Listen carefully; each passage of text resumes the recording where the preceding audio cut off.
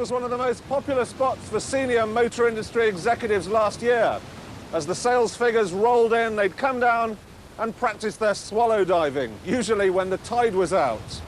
Everybody knows the car market was down 21%, but some manufacturers did even worse than that. Porsche were down 40%, Jaguar sales were nearly halved. And the problem for these motoring minnows is they can't afford to invest their way out of trouble. They can't afford the $1 billion or so that it takes these days to design and develop an all-new car. So what they have to do instead is practice the art of evolution, evolving existing models rather than revolution, starting again with a clean piece of paper.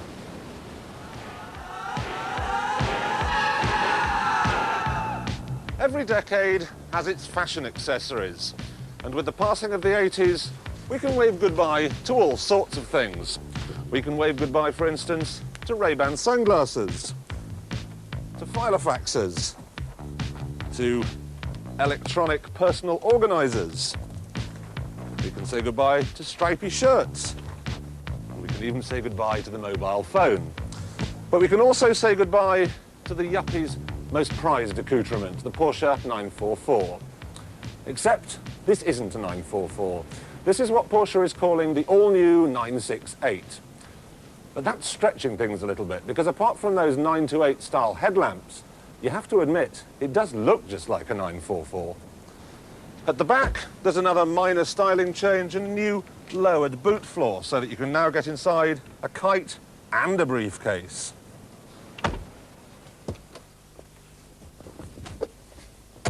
Inside, it's pretty much identical to the old 944, still beautifully made and still completely under-equipped.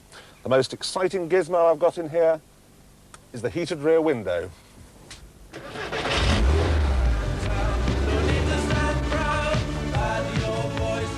Like the 944 before it, the 968 uses a 16-valve, 3-litre engine. But now it has much trickery in the camshaft department. So much, in fact, that it's the most powerful engine of its type in the world.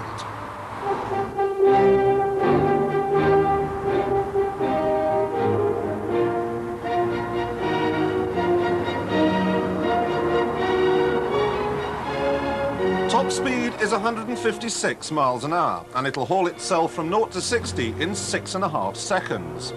But thanks to the new 6-speed gearbox, it will do, get this, more than 30 mpg. More amazing still, Porsche say that in a smoggy city like Los Angeles or Athens, the fumes coming out of the exhaust are actually cleaner than the air going in through the engine. Yes, and I'm a hobgoblin. Now, in the days of the old 944, people wanting to get on the Porsche ladder could choose between the soggy S2 or the hard-charging turbo. Well, as the 968 has such a welly full of clout, there's no need for a turbo, so the only choice you get is with the suspension. In this one, which is running on ultra-wide tyres and has a sports setup, every bumpy road leads inexorably to the osteopath. The joy of a car like this is that it combines Wagnerian Germanic build quality with more practicality than you might think. Remember, at the end of the day, it is a hatchback. It's also a thrill a minute to drive on these twisting, turning country lanes.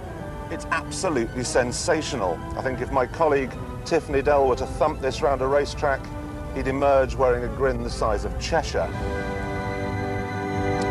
Now, the old 944 Turbo was always regarded as one of the world's best handling cars, and I have a sneaking suspicion that this new 968 is even better. But all the qualities that make it such a superb racer make it a complete pain in the neck for normal drivers like myself.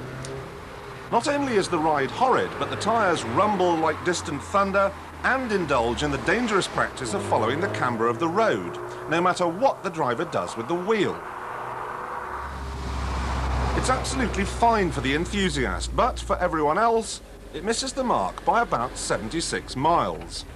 The standard suspension is far, far better, but as we've come to expect from Porsche, neither is going to be what you'd call a bargain. I have it on very good authority that when this car is launched in May, it's going to cost £40,000. Now, last week I drove it in a back-to-back test with a Nissan 300 ZX. I'll admit the Nissan was less well engineered, but it was faster, it was more striking to look at, and it was every bit as well made. It was also £10,000 cheaper. So I'm afraid as far as the 968 is concerned, it's thank you, but no thank you. At £30,000 it would be just fine, but at 40,000 it's starting to play games with the big boys.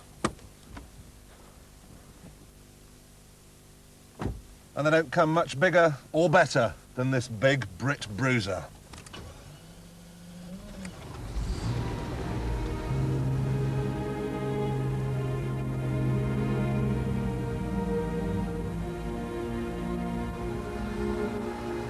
I am biased. I adore the XJS, even when, like this one, it costs £48,000.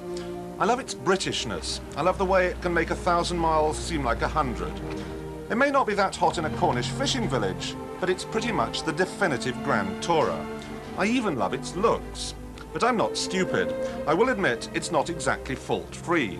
And if you're going to start talking faults, you really have to kick off with its size. Even though the XJS is 16 feet long, the interior is no place for the fat. And if you do find somebody sitting in the back, he will answer to the name of Colin Moynihan.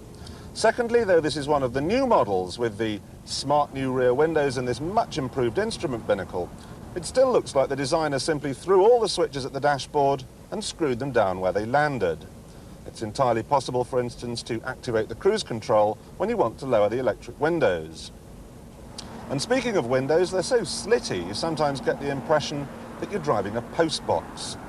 Then there's the heater, which is either useless or deafening, the wipers, which look like pencils and are about as effective.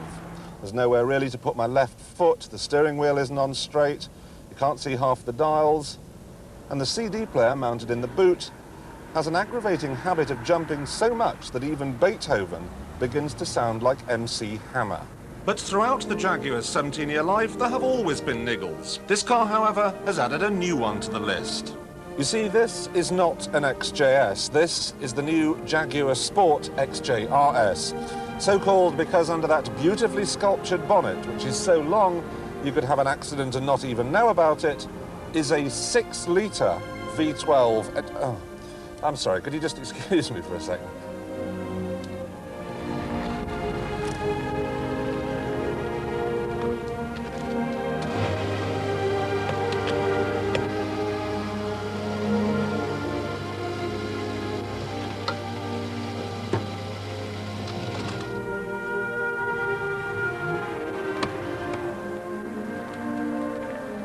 Right, now, where were we? Yes, sorry, 6-litre V12 engine. Now, this churns out a not inconsiderable 333 horsepower. Even though it's mated to a rather archaic 3-speed automatic gearbox, this car will still out-accelerate the 968. It also has a top speed of, oh, I don't believe this. I'm sorry, I'm going to have to stop again.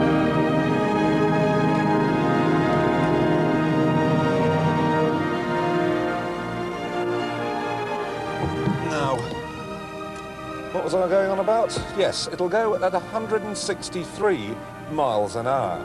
That is very, very fast. But here's the rub. That is my average MPG.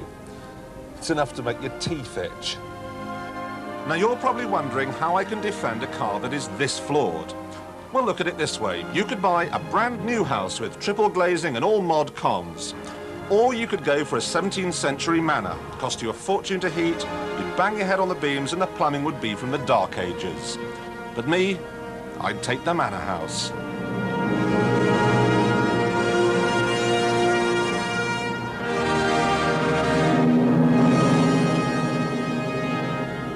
Stop, stop, hold everything. I knew I shouldn't have pushed the Porsche off a cliff. I knew there'd be trouble, and sure enough, there is.